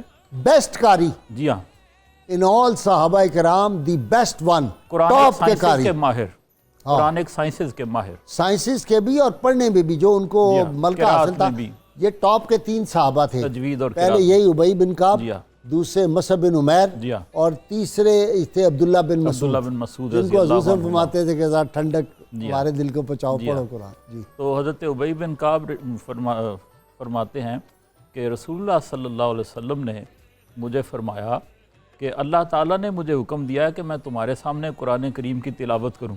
سبحان اللہ. تو کہتے ہیں کہ میں نے حضور سے پوچھا کہ یا رسول اللہ صلی اللہ علیہ وسلم کیا اللہ تعالیٰ نے میرا نام لے کر آپ کو حکم دیا ہے؟ تو آپ نے فرمایا سما کا لی، ہاں تمہارا نام لے کر مجھے حکم دیا ہے. تو یہ سن کر ابی بن کعب کی آنکھوں میں آنسو آ گئے. ہائے ہائے. تو قرآن کی تلاوت ہوئی، حضور نے پڑھا ان کے لیے. اور حضرت عبداللہ بن مسعود سے آپ نے ارشاد فرمایا کہ مجھے قرآن سناؤ. تو انہوں نے عرض کیا کہ یا رسول اللہ صلی اللہ علیہ وسلم میں سناؤں، آپ پر تو قرآن اترا ہے. تو آپ نے فرمایا مجھے اچھا لگتا ہے کہ میں کسی سے سنوں. تو پھر انہوں نے سورۃ النساء کی تلاوت کی حضور کے سامنے، اور جب اس آیت پر پہنچے فَكَيْفَ جِئْنَا من کل امت بشہید، اس طرح کے الفاظ ہیں، تو حضور صلی اللہ علیہ وسلم کی آنکھوں سے آنسو جاری ہو گئے۔ تو امام غزالی احیاء العلوم میں اچھا قرآن کا جو لکھتے ہیں، سننا ہے نا، جی وہ ہاں، آپ کی بات کوئی بڑھا رہا ہوں، اس کا بھی ایک جو اثر طبیعت پہ ہوتا ہے نا، دیکھیں نا آپ بھی، ہمارے بعض ہاسپٹل میں علاج ہو رہا ہے سورہ یہ جو ہے اپنا رحمان سے، جی ہاں، یہ سروس ہاسپٹل میں سروسز بھی میں، ایک آپ کو پتہ ہے، جی ہاں، اور یہ جو اتفاق ہاسپٹل ہے اس جی میں ہاں، بھی وہ جو ہے ڈاکٹر بخشی، جی ہاں، وہ ہارٹ کے مریضوں کو وہ سناتے ہیں جی ہاں، نہیں، سورہ رحمان اور درود پاک، اس کا کتنے اثرات ہیں۔ جی ہاں، پریزیڈنٹ جو کینیڈی تھا نا جی امریکہ کا، اس نے ڈاکٹر یہ جو تھے قاری عبد الباسط عبد الصمد، جی ہاں، اس کو بلایا تھا اپنی تقریب میں اور قرآن پاک 1 گھنٹہ تلاوت کرائی تھی، اور کہتے ہیں کہ لوگوں پہ عجیب کیفیت طاری ہو گئی تھی جی ہاں۔ وہ قرآن حکیم سن کے۔ تو قرآن پاک کے تو پھر اعجاز آج بھی اسی طرح انگریز ہی بھی ہے۔ مانتے ہیں، غیر ملکوں میں بھی قرآن مجید کی تاثیر جو ہے اپنا اثر رکھتی ہے، بلکہ کئی ملکوں میں ایسے پھول ہیں جو تلاوت قرآن سے کھل جاتے ہیں، ہاں، اذان کی آواز سن کے کھل جاتے ہیں۔ ہمارے پیر بھائی تھے، جی ہاں، وہ جو تھے نکلس بیٹی، جی ہاں، اس کے سائیکالوجی ڈپارٹمنٹ کے ہیڈ تھے لندن یونیورسٹی کے، وہ علاج کرتے تھے لوگوں کا سجدہ کروا کے جی ہاں، اور قرآن شریف کی تلاوت سنا کے۔ بلکہ ایک آدمی نے ایک ایکسپیرینس کیا، ایکسپیریمنٹ کیا کہ کچھ پودے رکھے، ان پر تلاوت قرآن کی روزانہ، اور کچھ پودے رکھے ان پر نہیں کی، تو جن پر تلاوت کی گئی ان کی گروتھ زیادہ ہو گئی۔ 1 مہینے کے بعد دیکھا تو ان کی گروتھ زیادہ ہو گئی۔ سبحان تو وہ میں عرض کر رہا تھا کہ امام غزالی احیاء العلوم میں ایک واقعہ نقل کرتے ہیں، وہ لکھتے ہیں کہ امام احمد بن حنبل رحمۃ اللہ علیہ کو خواب میں اللہ تعالیٰ کا دیدار ہوا، تو انہوں نے اللہ تعالیٰ سے پوچھا کہ اے الہ العالمین، تیرا قرب حاصل کرنے کا وظیفہ کیا ہے؟ تیرے قرب تک انسان کیسے پہنچ سکتا ہے؟ تو اللہ تعالیٰ نے جواب ارشاد فرمایا، بے کلامی، میرے کلام کے ذریعے۔ آہا، تو عرض کیا کہ بے فہمن او بلا فہمن، سمجھ کے پڑھے یا بغیر سمجھے پڑھے؟ تو جواب ملا بے فہمن و بلا فہمن، آہا، چاہے سمجھ کے پڑھے چاہے بغیر سمجھے پڑھے، یہ میرے قرب کا ذریعہ ہے۔ تو اس حوالے سے چاہیے کہ کوئی آسان یہ غلط ترجمہ، فہمی بھی ڈاکٹر صاحب دور کر دینی چاہیے جی، کہ بعض لوگ کہتے ہیں جی قرآن شریف جو ترجمے کے ساتھ نہیں پڑھتا اس کا فائدہ نہیں، جی یہ جہالت پہ مبنی ہے۔ آپ صلی اللہ علیہ وسلم نے فرمایا کہ قرآن کے ہر حرف کی 10 نیکیاں ہیں، جی ہاں، اور میں نہیں کہتا کہ الف لام میم ایک حرف ہے، بلکہ الف الگ، لام الگ، میم الگ، یہ 3 حروف حرف ہیں۔ ہیں۔ تو الف لام میم کا ترجمہ کس کو آتا ہے؟ جی ہاں، حروف مقطعات میں سے ہے۔ جی ہاں، مقصد یہ تھا سمجھانا کہ میاں قرآن حکیم کو بے شک ترجمے کے ساتھ پڑھنا افضل ہے، جی ہاں، لیکن ترجمے کے بغیر بھی پڑھو گے فیض ملے گا۔ پھر بھی وہ فیض بزرگ کا جو ملے گا۔ واقعہ ہے، وہ جو کہتے تھے کہ اے بھی سچ ہے، اے بھی سچ ہے، اے جی بھی ہاں، سچ ہے، سبحان اللہ۔ اور بخشے گئے اور بڑا مقام جی پایا۔ ہاں، جی ہاں، تو قرآن حکیم کا تو دیکھنا بھی ثواب، جی ہاں، پڑھنا بھی ثواب، سننا بھی ثواب۔ جی کوئی آسان سا ترجمہ جو عصر حاضر کی ضرورت کو پورا کرتا ہے، جدید زبان میں ہے، اسے خرید کر اس کا مطالعہ کرنا چاہیے۔ یہ عصر حاضر کی سب سے بڑی ضرورت ہے۔ مثلاً اس دفعہ میں نے علامہ عبدالحکیم شرف قادری رحمۃ اللہ علیہ کا ترجمہ قرآن انوار الفرقان وہ دیکھا ہے، اچھا، تو وہ بڑی جدید زبان میں ہے اور بڑے آسان طریقے سے قرآن مجید کے مفہوم کو واضح کرتا ہے۔ ایک اور تفسیری ترجمہ بھی ہے، کیا نام تھا وہ جو مفتی یہ تھے مائل ٹاؤن والے، غلام سرور قادری، ان کا بھی بہت اعلیٰ ہے۔ جی ہاں، اس طرح پیر محمد کرم شاہ مصباح صاحب کا القرآن۔ اعلیٰ حضرت فاضل بریلوی کا تو خیر مقابلہ ہی کوئی نہیں، جی ہاں، لیکن یہ جو مفتی غلام سرور والا ہے نا، میں نے اس میں بڑی خوبی دیکھی، جی ہاں، یہ تفسیری ترجمہ ہے اور بہت زبردست ہے۔ با محاورہ ہے، مصباح القرآن اس کا نام ہے۔ ہاں بہت زبردست ہے، وہ کمال ہے، وہ بہت محنت کی ہوئی ہے اس نے مرحوم نے۔ جی جی ہاں، تو قرآن مجید کے ساتھ محبت جتنی انسان کی زیادہ ہوگی، اس سے انسان کی پیوریفیکیشن ہوگی، پھر ایک مقام مقدس کے ایسا آئے چھوچوی گا۔ کا، جس کے بارے میں اعلیٰ حضرت نے فرمایا کہ شہزادے تم نے تو کیا ہے اردو میں قرآن لکھ دیا ہے۔ ان کا بھی ترجمہ بہت زبردست ہے نا، پھر قرآن سے دوستی ہو جائے گی، قرآن پھر اپنے معنی اور مفاہیم واضح کرے گا۔ اچھا، قرآن کے آداب میں سے ہے کہ فَإِذَا قُرِئَ الْقُرْآنُ فَاسْتَمِعُوا لَهُ وَأَنصِتُوا۔ استماع کیا ہے؟ جب قرآن پڑھا جائے تو خوب کان لگا کر سنو اور خاموش رہو۔ اب خوب کان لگا کر سننا کیا ہے؟ ایک سننا ہے ٹو ہیئر، صرف سننا کہ آدمی چلتے چلتے کوئی بات سن رہا ہے، کان میں آواز پڑ گئی۔ ایک ہے غور سے سننا، ٹو لسن، اس کا تقاضا کیا جا رہا ہے۔ With full concentration, full concentration کے ساتھ قرآن کو سنو، اس پر اپنی توجہ کو مرکوز کرو، اور زبان کو حرکت نہ دو کہ تم قرآن سن رہے ہو اور ساتھ کچھ پڑھ بھی رہے ہو، کچھ بول بھی رہے ہو، تو توجہ کسی اور طرف ہے، اپنا بھی کام کر رہے ہو۔ یہ آداب قرآن کے منافی ہے۔ اور دوسرا جو سب سے بڑا معمول صحابہ کرام کا تھا وہ قیام اللیل کا رمضان المبارک میں۔ حضرت حذیفہ عرض کرتے ہیں، روایت کرتے ہیں کہ حضور صلی اللہ علیہ وسلم کے ساتھ رمضان المبارک میں مجھے ایک مرتبہ قیام اللیل کا اتفاق ہوا۔ حذیفہ بن یمان، جی ہاں، اور ایسا آپ نے قیام اللیل کیا کہ جب کھڑے ہوئے تو آپ نے سورۃ البقرہ پڑھی، آپ نے سورہ آل عمران پڑھی، سورہ النساء پڑھی، تو جب بھی خوف الہی کی کوئی آیت آتی تو حضور اللہ سے دعا مانگتے اور فرماتے ہیں کہ ابھی 2 رکعات جاری تھیں کہ حضرت بلال نے فجر کی اذان دے دی۔ جی ایسا لمبا قیام کیا۔ یہ قیام اللیل رمضان کی برکات میں سے ہے، اس سے محروم نہیں رہنا چاہیے۔ حدیث میں آتا ہے جی کہ ہر رات میں ایک گھڑی ایسی ہوتی ہے کہ اس میں اللہ سے اگر کوئی دنیا یا آخرت کی کوئی بھی بھلائی مانگے تو اللہ اس کو محروم نہیں رکھتا۔ وہ تو ڈاکٹر صاحب عام ہاشمی صاحب عام راتوں میں بھی ایک گھڑی جو پچھلے پہر آسمان دنیا پہ اللہ کریم اپنی شان کے مطابق آتے ہیں اور وہ ساری منادی ہوتی ہے، لیکن یہ رمضان پاک کے تو 24 گھنٹے اور اس کی رات تو پھر سبحان اللہ، اور پھر آج جمعہ ہے۔ بالکل ایسا ہی ہے جی، جمعہ کا دن تو عیدوں سے بھی افضل ہے۔ بالکل ایسا ہی، بالکل ایسا ہی ہے۔ اور آپ دیکھیں کہ ہر گھڑی اس کی رحمتوں بھری ہے، لیکن جمعۃ المبارک کے دن تو جو پورے دن کو برکت ملتی ہے وہ ہر گھڑی کو ملنا شروع ہو جاتی ہے، جیسے آپ نے انٹرو میں بھی بات کی ہے۔ قبلہ قائد صاحب، گرمی کے روزے ہیں، بہت سارے لوگ اس وجہ سے روزہ نہیں رکھتے کہ گرمی ہے۔ صحابہ کرام رضوان اللہ تعالیٰ اجمعین کا معمول مبارکہ اس حوالے سے میں کچھ عرض کرنا چاہوں گا۔ حضرت جہاد کر دیا، رمضان پاک میں جہاد کر دیا، گرمی کا رمضان اور جہاد کیا۔ گرمی اور عرب کی صحرا کی گرمی۔ سیدنا ابوبکر صدیق رضی اللہ تعالیٰ عنہ کے حوالے سے آتا ہے کہ آپ کا معمول مبارکہ تھا کہ آپ نفل روزے گرمی میں رکھتے اور سردی میں نفل روزے نہیں رکھتے تھے۔ اللہ، حضرت عبداللہ ابن عمر رضی اللہ تعالیٰ عنہ کے حوالے سے ملتا ہے کہ آپ گرمی کے روزے کی شدت، عرب کی تپتے ہوئے صحراؤں کی گرمی، بے ہوش ہو جاتے، آپ کے چہرہ مبارکہ پر ٹھنڈے پانی کے چھینٹے مارے جاتے اور آپ ہوش میں آتے۔ حضرت امام احمد بن حنبل رحمۃ اللہ تعالیٰ علیہ کے حوالے سے بھی ملتا ہے۔ حضرت سیدنا ابو درداء رضی اللہ تعالیٰ عنہ بیان فرماتے ہیں کہ یہ گرمی کا روزہ رکھو کہ یہ روزے حشر کی گرمی کو ٹھنڈا کر دے گا، اور راتوں کو رمضان کی راتوں میں قیام کیا کرو کہ اس کی راتوں میں جاگنا تمہاری قبر کو روشن کر دے گا۔ سبحان اللہ۔ ہاشمی صاحب مجھے بریک لینی ہے، ناظرین کرام بہت مختصر وقفہ ہمارے ساتھ رہیے گا۔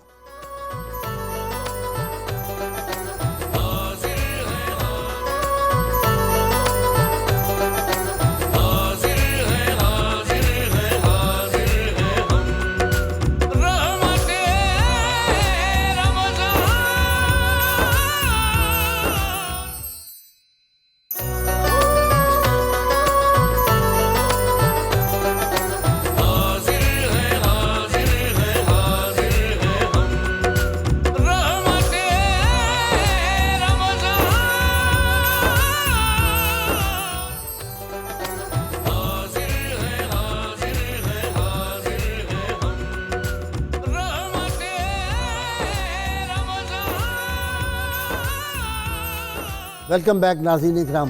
جی ڈاکٹر صاحب، کرنا کیا چاہیے؟ ہاشمی صاحب نے بتایا جمعے کا دن ہے اور جمعے کے دن درود پاک آپ صلی اللہ علیہ وسلم ارشاد فرمایا مجھ پہ کثرت سے پڑھو، اور صحابہ کرام تو درود بہت زیادہ پڑھتے تھے۔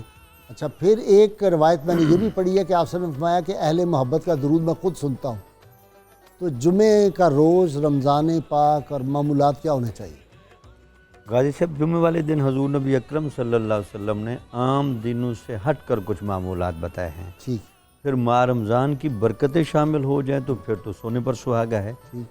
تو ایک تو حضور نبی اکرم صلی اللہ علیہ وسلم نے فرمایا کہ جمعے کے دن مجھ پر کثرت کے ساتھ درود و سلام پڑھو۔ ٹھیک۔ دوسرا فرمایا کہ جمعے والے دن جمعہ کے بعد سورۃ کہف کو پڑھو۔ اچھا، اور سورۃ کہف میں آپ دیکھ لیں سب سے زیادہ عجائبات عالم کا بیان ہے۔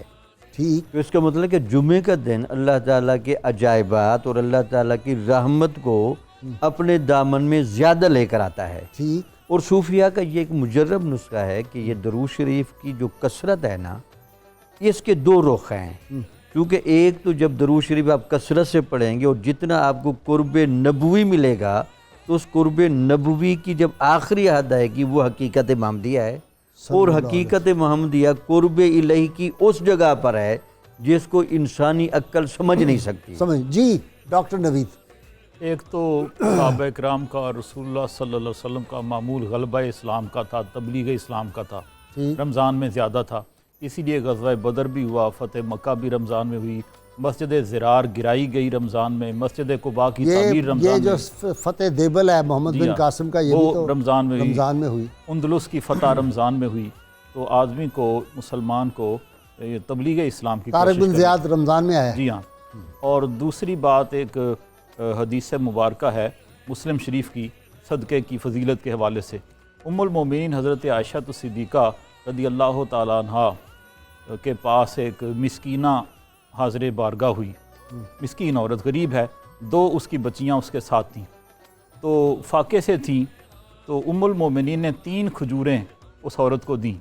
اس نے 2 کھجوریں گٹھلی نکال کر کاٹ کر 2 بچیوں کو دے دی، اور 1 کھجور جو تھی اسے کاٹ کر گٹھلی نکال کر خود کھانے لگی.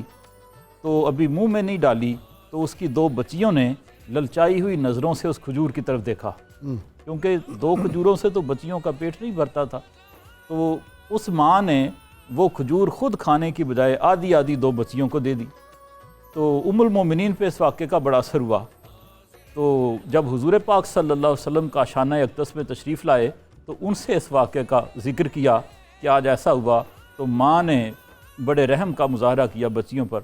تو حضور نے ارشاد فرمایا کہ ان اللہ قد اوجب لہا بحل جنہ، کہ بے شک اللہ تعالیٰ اس کھجور کی وجہ سے اس کو جنت میں لے جائے گا، اس پر جنت کو واجب کر دے گا. وَآتَقَهَا بِهَا مِنَ النَّارِ، اور اس کو دوزخ سے رہائی مل جائے گی. سبحان اور اللہ. محدثین نے اس کی شرح میں آگے بڑی دلچسپ باتیں کی. وہ فرماتے ہیں کہ اولاد کو دینا تو طبی تقاضے میں سے ہے، کوئی کلفت پیش نہیں آتی، تو اس کا اتنا اجر ہے. تو اگر کسی غیر کو دے گا تو اس کا کتنا اجر ہوگا. سبحان اللہ. جی یہ آج جمعے کا جی معمول. جی قبلہ غازی صاحب حضور صلی اللہ علیہ وسلم کا فرمان عالی شان ہے کہ اگر میری امت کو پتہ چل جائے کہ رمضان کیا ہے تو یہ خواہش کریں کہ کاش پوری کبھی سال ہی رمضان ہو، رمضان ختم نہ ہو.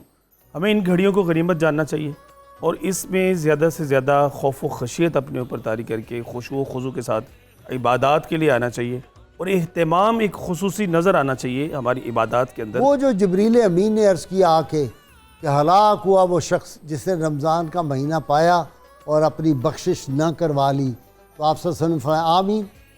جی بالکل ایسا ہی ہے. میں یہاں پر حضرت سیدنا معاذ ابن جبل رضی اللہ تعالیٰ عنہ کی ایک مطلب ہے بات کو کوٹ کرنا چاہوں گا. آپ کا جب وصال کا وقت آیا تو آپ بہت زیادہ پشمردہ تھے، بہت افسردہ تھے. تو لوگوں نے پوچھا کہ حضرت کیا بات ہے آپ پر اس وقت ایسی افسردگی؟ کہا کہ اب میں دنیا سے جا رہا ہوں تو مجھے وہ رمضان کے گرمی کے روزے رکھنے کی جو لذت تھی وہ کیسے نصیب ہوگی. اللہ ایسی کیفیت ہم اپنے اوپر طاری کریں کہ رمضان آنے کی خوشی ہو، اس کے چھوٹ جانے کا غم بھی ہو کہ اب یہ چلا جا رہا ہے. ابھی پہلا جمعہ المبارک ہے، اس کو غنیمت سمجھتے ہوئے میں تو مطلب یہ کہوں گا کہ اس رمضان کو اپنے لیے زندگی کا آخری رمضان جانیں. ہر جمعہ کو اپنے لیے زندگی کا آخری جمعہ جانیں. اچھا ایک بات ہے ہاشمی صاحب، جب گرمی کا روزہ سارا دن رہی گرمی، جب شام کو وہ ٹھنڈا دودھ کوئی بادام ڈالے ہوئے کوئی یہ وہ جو پیتا ہے نا آدمی، وہ لطف سارا سال نہیں آتا. ویسے جی سرکار علیہ آپ وسلم سارا سال پیتے رہیں آپ کو وہ مزہ نہیں آئے گا. روزہ دار کے لیے فرمایا کہ 2 فرحت ہیں، ایک افطار کے وقت جو اسے افطار کرنے سے ملتی ہے، اور دوسری قلب روزے کے مطلب اللہ تبارک و تعالیٰ کے دیدار کی فرحت ملے گی.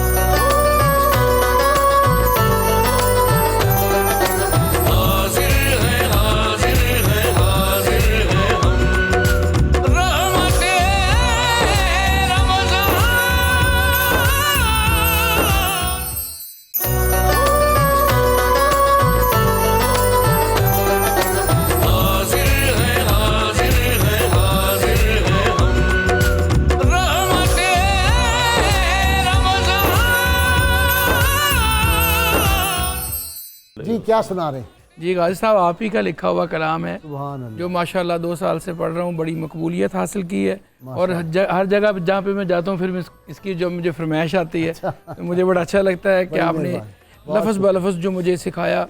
یہ جی نہ عزت نہ شہرت نظر چاہیے، مجھے آپ کا سنگ در چاہیے. واہ واہ واہ، سبحان اللہ سبحان اللہ.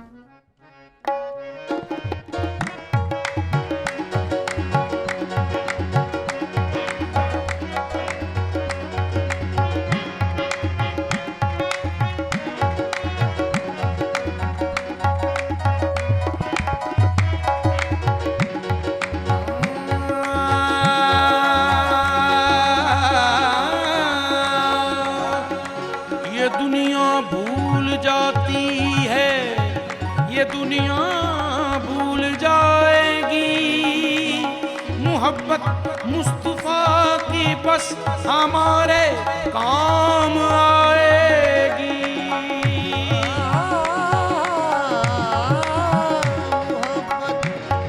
مصطفیٰ کی بس ہمارے کام آئے گی غازی کے دن اور غازی کی راتیں اللہ کا ذکر اور محمد صلی اللہ علیہ وآلہ وسلم کی باتیں نہ عزت نہ شہرت نہ سر چاہیے نہ شہرت نہ سر چاہیے عزت نہ شہرت نہ سر چاہیے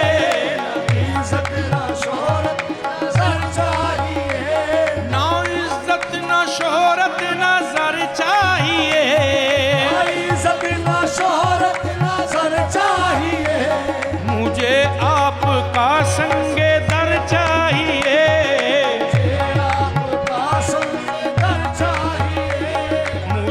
آپ کا سنگ در چاہیے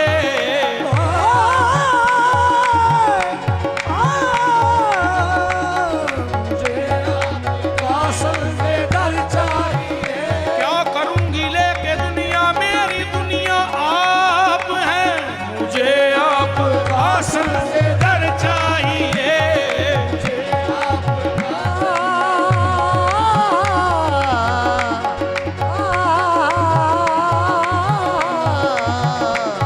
مجھے آپ کا سنگ در چاہیے حضور میری تو ساری بہار آپ سے ہے تمام عزتیں سارا وقار آپ سے ہے مجھے آپ کا سنگ در چاہیے نہ تارے نہ شمس قمر چاہیے تارے نہ شمس و قمر چاہیے نہ تارے نہ شمس قمر چاہیے مجھے آپ کا سنگ در چاہیے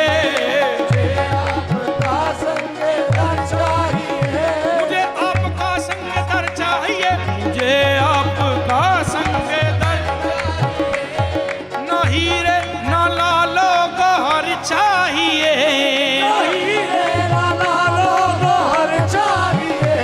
مجھے آپ کا سنگ در چاہیے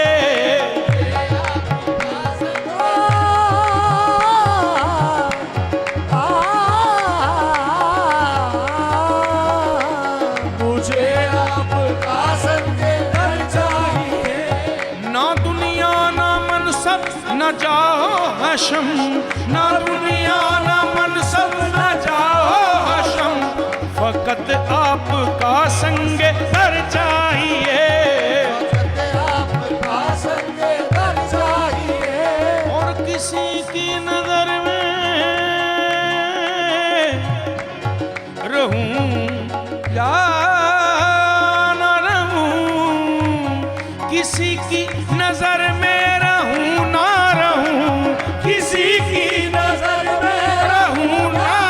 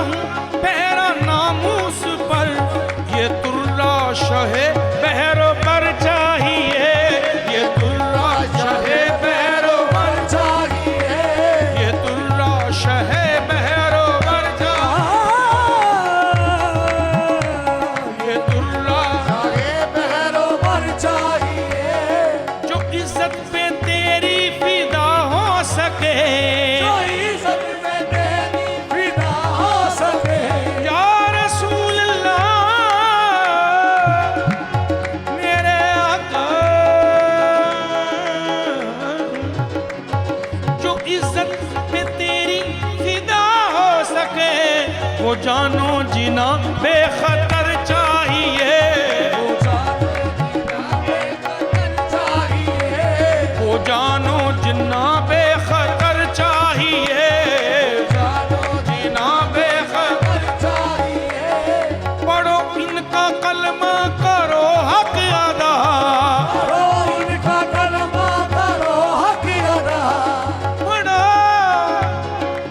ان کا کلمہ کرو حق ادا پڑھو ان کا کلمہ کرو حق ادا اگر خلد میں تم کو گھر چاہیے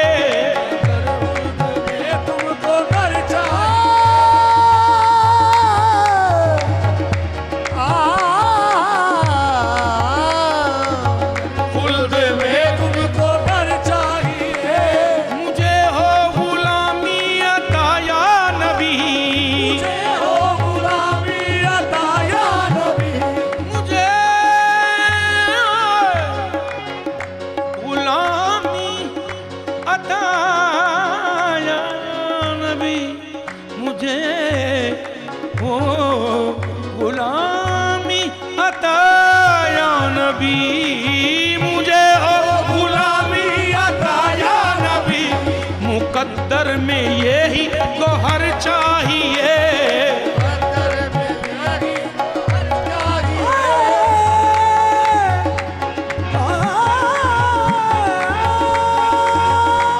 مقدر میں یہی گوہر چاہیے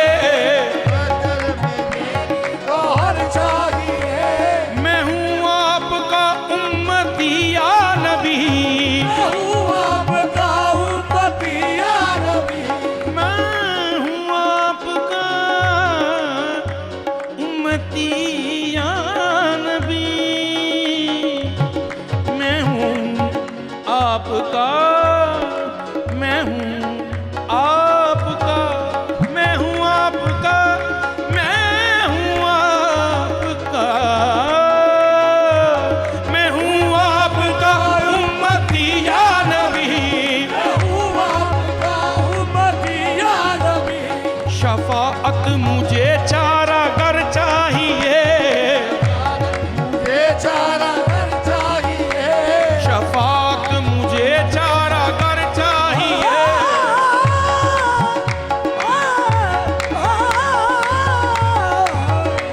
شفاعت مجھے چارہ گر چاہیے بلائیں مجھے غازی کہہ کر حضور بلائیں مجھے